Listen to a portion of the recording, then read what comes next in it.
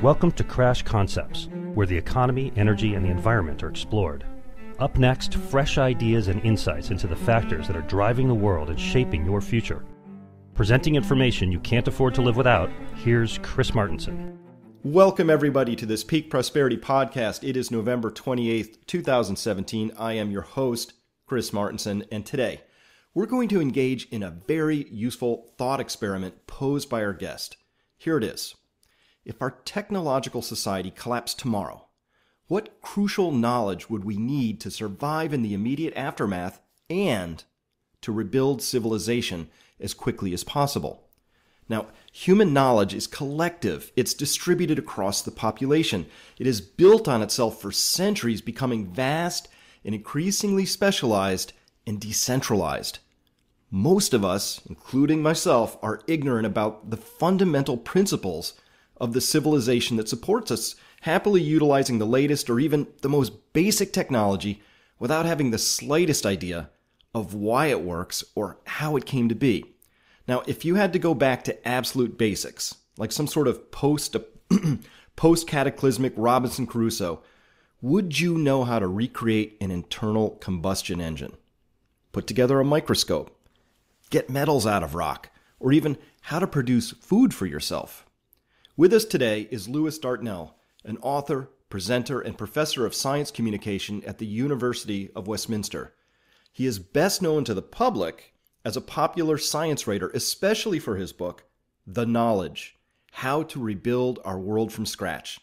In that book and in his TED Talk recently posted to the Peak Prosperity website, Lewis explains how every piece of technology rests on an enormous support network of other technologies, all interlinked and mutually dependent. You can't hope to build a radio, for example, without understanding how to acquire the raw materials it requires, as well as generate the electricity needed to run it. But Lewis doesn't just provide specific information for starting over, he also reveals the greatest invention of them all, the phenomenal knowledge-generating machine that is the scientific method itself. Welcome to the program, Lewis. Hi there. Thank you very much for having me. Oh, well, so it's very wonderful to have you here with us. Let's start here. Lewis, tell us, how was it that you came to write this particular book, The Knowledge? What drew you to this idea of a post-apocalyptic rebuild? So it was just a project born out of sheer curiosity, to be honest. So The Knowledge is my third book, and I'm just about to submit the manuscript for my fourth. And in all of the books I've researched and written so far, I've kind of written the book that I wanted to read, looked for it on the bookshelves or online, and realized it didn't exist yet. So thought I would, sit down and make it myself. And this idea behind the Knowledge book was, to be honest, it's not actually got anything to do with the end of the world. It's not a prepper or survivalist manual. It's intended for, everyone on the high street or kind of going about their day-to-day lives. But I wanted to, as you kind of hinted at in the introduction just then, I wanted to be able to peer behind the curtain, kind of look under the hood of your home automobile and see how the machinery of civilization works, what's going on behind the scenes to support our everyday lives and all the stuff that we just take for granted nowadays. And I think a lot of these themes of the book link very nicely into your similar interests in peak prosperity, about just being a little more aware about where stuff comes from, how it's made, what raw materials is it used, how much energy has gone into its production, where has it come from, how has it been transported, with different components coming from places all over the world. And I guess I hope that when people have read the book, they'll kind of appreciate all of that stuff a little more, to be able to look around the world that we live in and understand just a little bit better where it all comes from and how it was built over history. I think that's such a worthwhile pursuit, because as I've gone down that same rabbit hole of curiosity about how this modern world works, I've stumbled across something quite unexpected for me, which is gratitude. So for instance, now, after having looked at what's going into a 747, 3 million components in that plane, all of them have to work or it will be grounded till maintenance gets to it. And so now when I take off, that first moment of acceleration, just reveling in the power of it and the idea that I'm going to be flying in this metal tube at nearly 600 miles an hour. It's just astonishing. I give this little fist pump on takeoff now, and the people next to me are maybe settled in like, oh, this long flight, but I'm actually deeply grateful for this lifestyle that we have, and that it affords me the ability to have the free time to be curious in the first place. So it's actually, I think, an invitation to really to understand it's miraculous, this world we live in. Yeah, absolutely. And my father was actually, before he retired, an aeronautical engineer. He worked for British Airways. And I've never been particularly practical or good with my hands myself.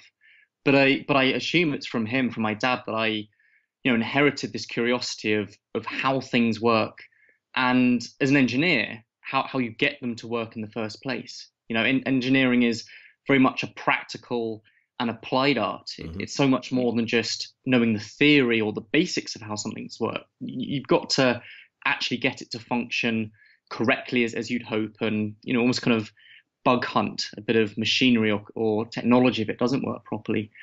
And no, I totally agree with you about this sense of awe and wonder. Every time you take off in a plane, it's become commonplace nowadays. You don't really give it a second's thought. And what's going on behind the scenes is absolutely incredible, with all these different components made from different materials that have been perfectly designed by people to perform this function of allowing you to soar over the clouds. Something that was mythological, just a few centuries, a millennium ago. People wrote myths and legends about people that could fly, and we do it nowadays without batting an eyelid. It's absolutely true, and so I think underneath all this, people have a sense as well that this is somewhat miraculous, and sometimes miracles come and sometimes they go. Lewis, I'm interested, people are both drawn to and of course repelled by the idea of apocalypse. We love it in our movies and our books and our fantasies, but maybe not the actual prospect itself, of course.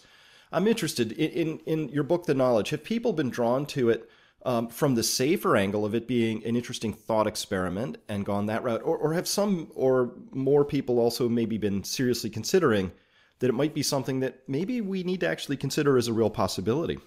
Yeah, so The Knowledge did pretty well in terms of sales in the UK and Germany, and it did pretty well in Japan, bizarrely. Mm-hmm. And I think that's because people got that at the end of the day, it was a conceit, that this idea of a post-apocalyptic world that you're trying to reboot civilization in and avoid another dark ages, that this was just a conceit to explore our everyday world. The book isn't really about the future or post-apocalyptic scenario. It's about today and how things work.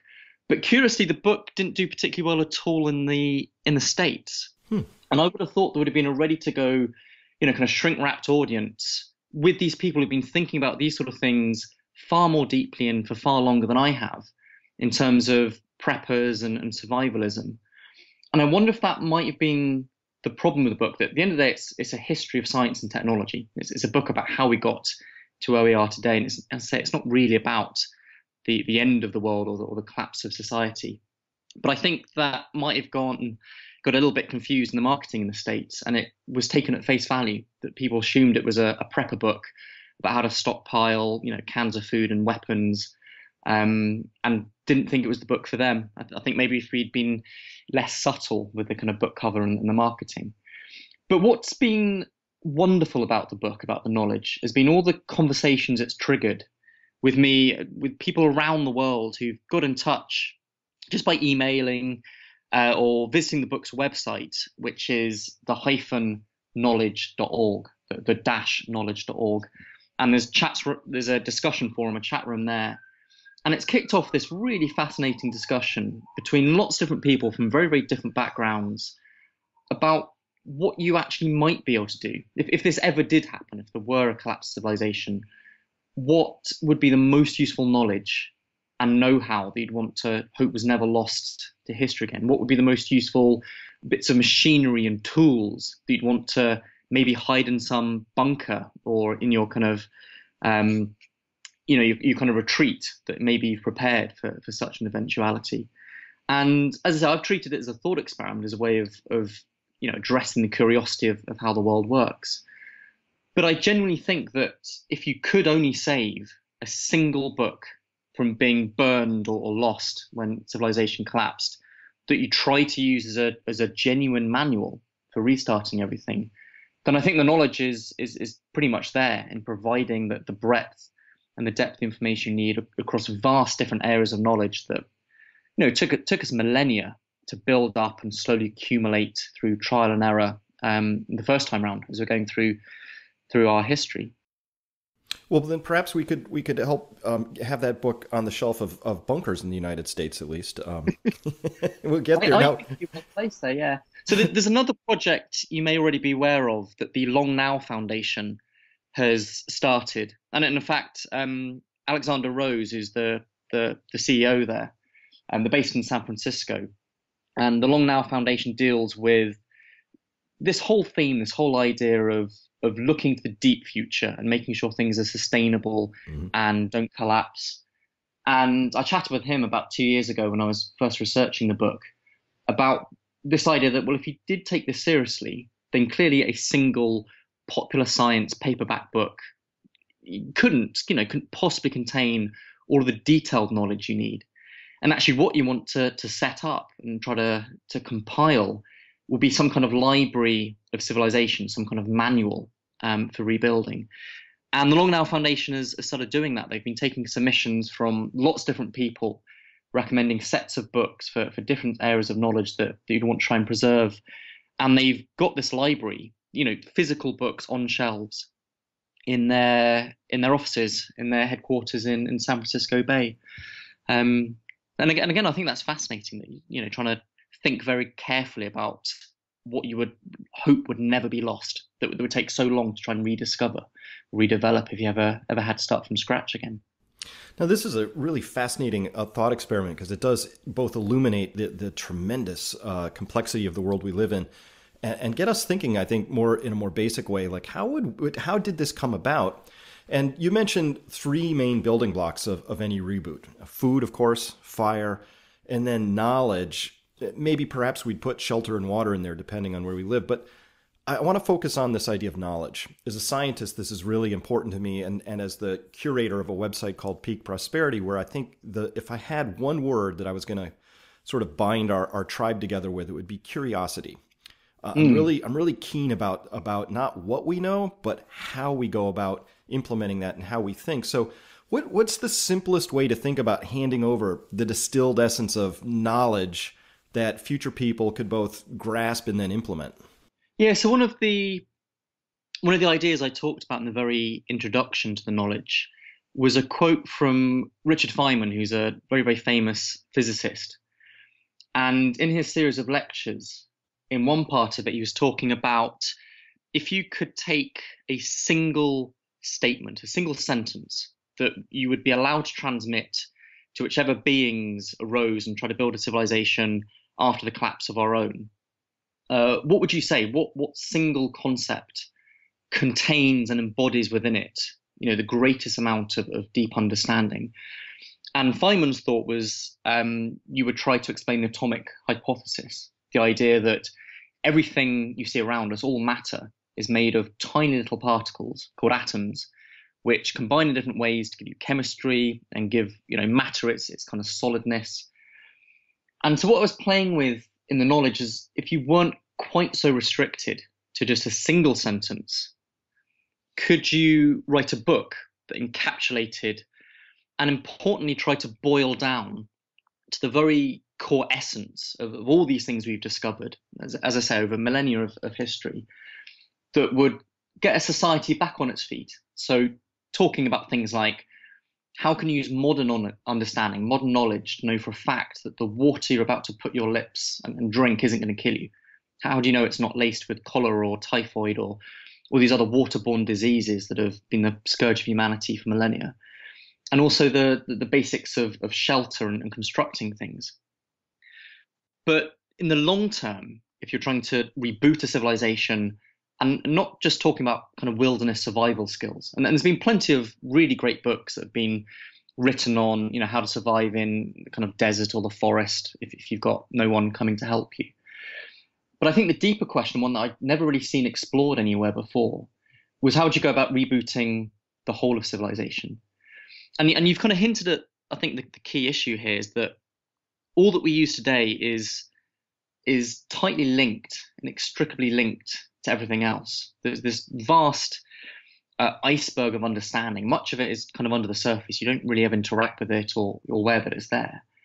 But to do even the simplest things, like make something simple like a toaster, requires this entire infrastructure of capability and know-how to create things and where to go to get particular things from the natural world, from the environment around you. So I try to explore all of that stuff, as well as how would you start reconstructing this network of scientific understanding and technological inventions. Now, there were a number of books that were really instrumental in my thinking along these lines. One of them is called The Origin of Wealth by Eric Beinhocker, and he talks about the science of complexity.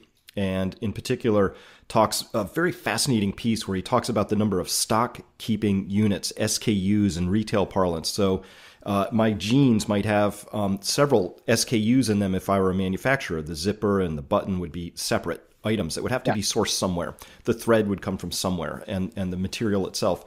So he notes the explosion in SKUs from, say, an early agricultural society with maybe 1,000 to 2,000 separate units of things we might identify, in the village, to today, where when he wrote the book, there were over 10 billion stock keeping units. Just this explosion of complexity, and you overlay that chart of that explosion in complexity, and it overlays very nicely with the explosion in population, and which overlays very nicely in our extraction of resources and all of this. And so there's a great sense that I have that this massive amount of complexity, which that's what you're drawing upon here, is this idea that, even to build a toaster, there's much more complexity embedded in it than people would understand, in terms of where all the components came from and the knowledge required just maybe to make the nickel heating element, so much metallurgy and mining and distributing and all this enormous complexity.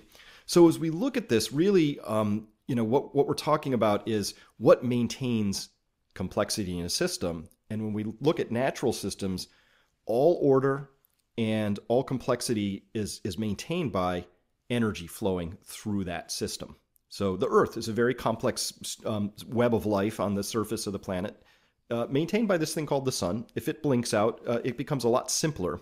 So what we're talking about is a very complex world that owes all of its maintenance of complexity to really the flow of energy through it. In your work, did you come across the idea that potentially we may not? I'm thinking back to this preservationist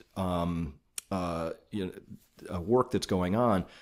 Realistically, is it possible that we can continue to both expand our complexity or even just preserve it going forward? Or is there some inkling here that we might need to skinny down to something more sustainable?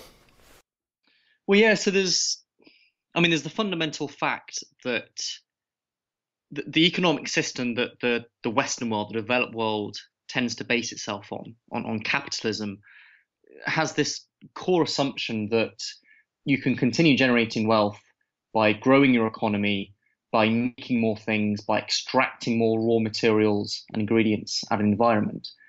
And in a sense, that served us very well since, even before the Industrial Revolution, when, in a sense, the planet, the Earth, was very, very big compared to the demands of the human population living on it. But that assumption is no longer true anymore. And with, around 7 billion people on the planet, all wanting to have a decent and comfortable standard of living, that puts an enormous demand on these natural systems of our planet for producing those raw materials. And that's everything from agriculture and the degradation of the kind of soil and the growing environment, through to how many minerals and metal ores there might be that we're trying to dig up. So there is this limitation. And even if there never were an apocalypse, and I certainly hope that there wasn't one, in the coming years, in the next couple of decades, we really are going to have to very deeply reassess how we go about things, and not just try to grow as quickly as possible and extract as much energy and raw materials as we possibly can. But we will need to do that in a much, much more sustained and careful manner. Otherwise, we're going to degrade the environment around us to such an extent that it will no longer support us, and there could then be some kind of crash or collapse. And what a lot of people talk about is a kind of post-oil world, in that we are rapidly sucking up all of the easily suck-upable crude oil around the world. And it's very much a finite resource. It is going to run out. There are signs that it's already starting to run out, that we've already passed peak oil. And so we think we need to be thinking very carefully about what would be the next system. How could we fuel our cars and our transport network without using diesel or gasoline, using petrol? How could we do a lot of industrial processes? How could we create things like artificial pesticides and herbicides and plastics and pharmaceuticals, which all come from oil as the base stock? And this is where I think people like Elon Musk have been really, really interesting. That he's made some phenomenal advances in private spaceflight, in basically building his own rockets. But he's also been really shaking up other industries in terms of how we generate and store electricity.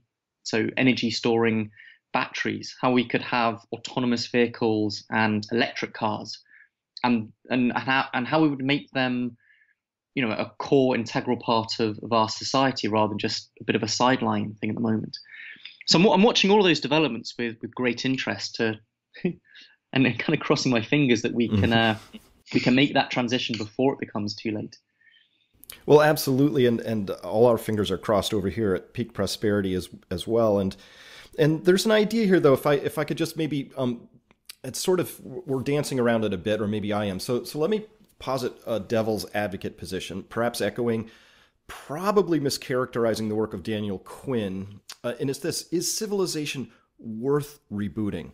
That is it so worth saving that we'd attempt to etch its myriad workings in some survivable tome for future humans to replicate? Said differently, if it were our technological prowess that caused our fall, would we want to rebuild that as some sort of a multi-millennium pendulum of human folly? Your book seems to rest on the thesis that technology is worth rebuilding as rapidly as possible.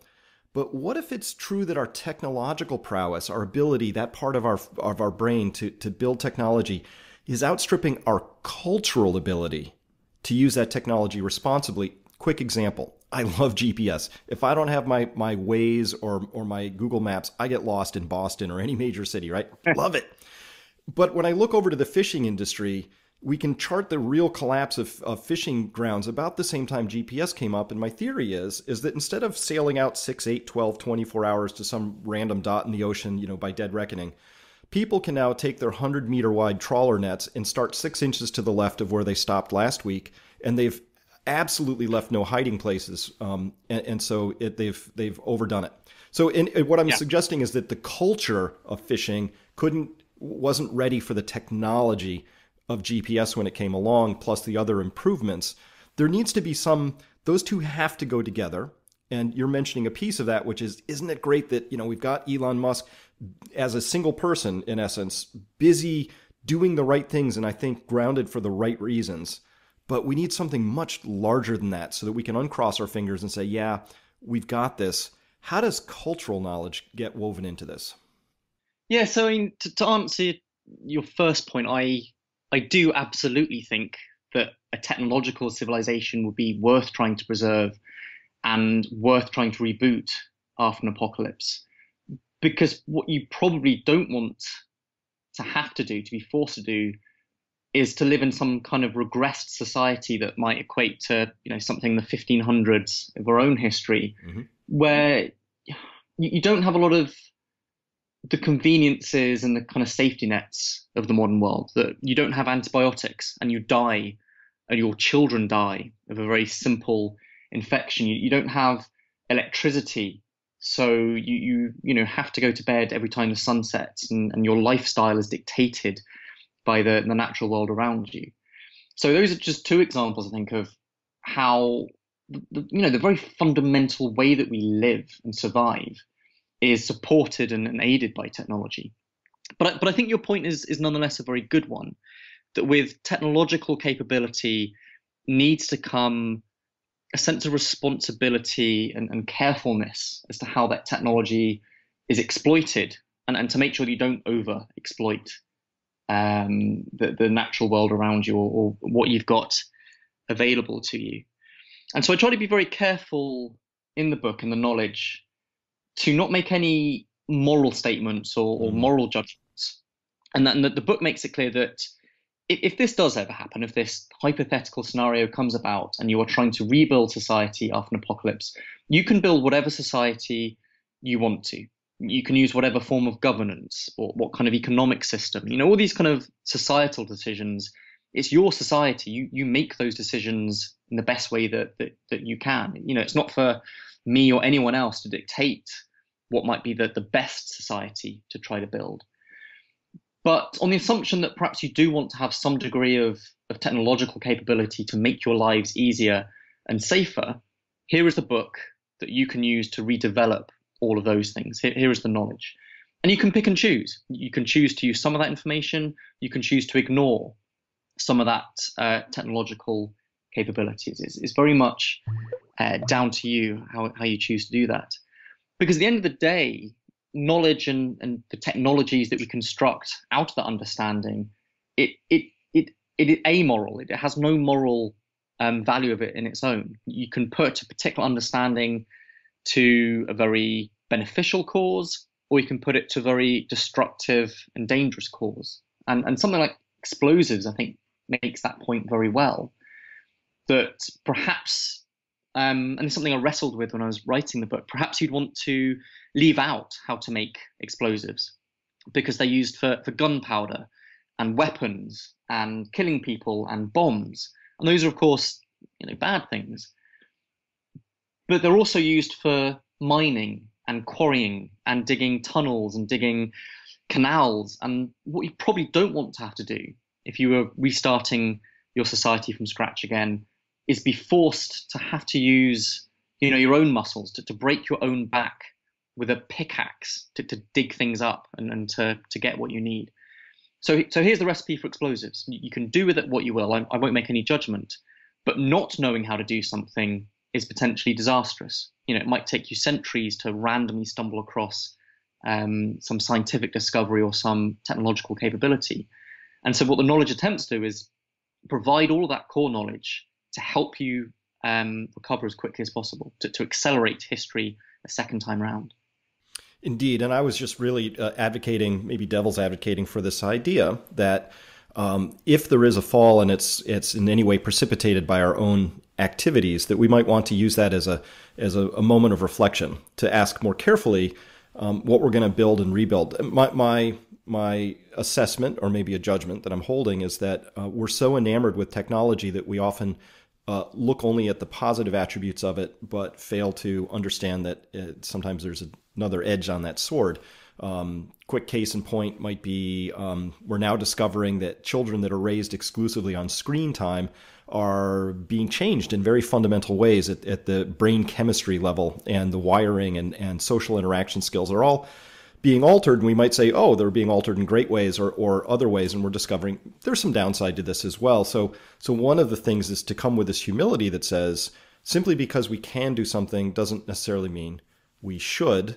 And my own particular moment of concern is I'm really enamored with what CRISPR technology, which is a gene editing technology, what it can do. And I'm also concerned that, a person like a Unabomber, Ted Kaczynski, and 2 years of training and $100,000 in one of these machines could really use that inappropriately as well. So it has both aspects wrapped in there. And unless we have the cultural understanding of how we're going to manage a technology, it takes a long time to discover what the negative aspects were if we're not willing to confront those openly on the front end, which just means being curious and open and not holding a lot of, really holding that scientific method, which is, here's this new technology, how's it being used, what's happening, and what can we learn from that? Both sides, pro and con. Yeah, no, I think you are absolutely right in all of that. And one would hope that if ever there were a collapse of civilization and people tried to reboot afterwards, that perhaps they would learn some lessons from our mistakes and know not to repeat them. to maybe not let technology run away and allow it to develop in step with this kind of cultural intelligence. But I'm just not convinced that that would happen. I think people tend to be short-termist, at least on the course of their own lifespan or that of their children. And a lot of these problems only become apparent over much longer timescales. And climate change is a very obvious case of this, that people understood well over 100 years ago about the problem of carbon dioxide being released from burning coal and oil, and how that carbon dioxide in the atmosphere can start warming up the planet. And they said, this is something we need to keep an eye on, but we've still just kind of run as quickly as we can into the problem. Because I think at the end of the day, society is nothing more than a group of individuals trying to do what they think is best for them. So this is also what the Long Now Foundation is all about, is that long-term thinking and how you can use that to inform decisions made by society and by the governments that we elect and live under. Well, I'm really intrigued by what you wrote in your introduction as well, where you said, quote, "By the time you put down this manual, you'll understand how to rebuild the infrastructure for a civilized lifestyle." And I'm intrigued by what's in your book, because it actually provides not just a manual for what to do after the fall, but it provides a lot of insights into how things are actually organized and how they're working right now, which again, I think is just it's a marvelous way to step back, take that crucial step back, like we should all at various times in our lives, to take that moment of introspection to ask where we've been, where are we now, where are we going, but just to really, I think, have the opportunity to marvel in the abundance that we are currently surrounded by, and then most particularly the opportunity that provides to do whatever you want with an extraordinary amount of free time compared to people of any time in the past or possibly the future. I think it's just it's an astonishing gift once we understand what's possible, and that we can both discover that amount of free time that we've got, really, beyond the basics of survival, and then to use our gifts to build on things other people have already built for us. It's astonishing where we are. It's an amazing time to be alive, I think. Yeah, absolutely. That is very much what I was trying to explore in the knowledge. As I've said, it's not really about the end of the world at all. It's about the here and the now, and how our world works, and what enabled it to progress and develop over the centuries of history, and therefore how you could go back through that process more quickly if you ever tried to recover. And I think what I was trying to address is this sense of being disconnected from the modern world. Like anything I need in my life, and anyone else in the developed nations, I pop down to a supermarket if I get hungry, and I get some food off the shelves that's just magically appeared there. If my smartphone breaks, I don't have the foggiest idea how to repair it. I can't even change the battery in my phone anymore. It's all been sealed, and the manufacturers disincentivize you from doing that. So I think this is an enormous maybe sense of hollowness and disconnection from the everyday reality of these lives we live. And I think in our parents' generation, certainly our grandparents' generation, people were just so much more aware of where things came from. They maybe grew some of their own vegetables in their backyard. If their wireless radio went on the blink, you might take a screwdriver and pop off the back and try to work out which bit of the mechanism had stopped working, and then reconnect it or find a replacement and repair it yourself. And we just don't do that anymore. And alongside the knowledge, there's been a number of other kind of projects and movements that have been trying to readdress that loss of understanding, that disconnection of how things work and where they come from and how they're made. And this links into loads of kind of schemes around the world, like kind of maker spaces, and people using kind of Arduinos or Raspberry Pis to learn about electronics and how to control things. And I think there's been a huge resurgence in kind of fundamental craft skills as well. People are starting to pick up knitting needles and sewing thread and other tools and materials to make things for themselves. And I think the reason that they do that is that it's just so much more fulfilling and satisfying to have made something yourself and to have gone through that process and seen how it works, rather than just getting something, probably much more cheaply, something that's been mass produced by a machine somewhere on the other side of the world, but you don't get that connection with it. It's so much more personal and fulfilling, as I say, to have done something yourself and kind of seen behind the background of where it's come from. And it's that connection that I think is so important. And it's part of what I think emerges from your work is this understanding that once upon a time we were connected. We were connected to all sorts of things. We were more, as you hinted earlier, we were intimately connected to the cycle of the sun. When it went down, you went to bed. But also the moon and nature, we evolved to be connected.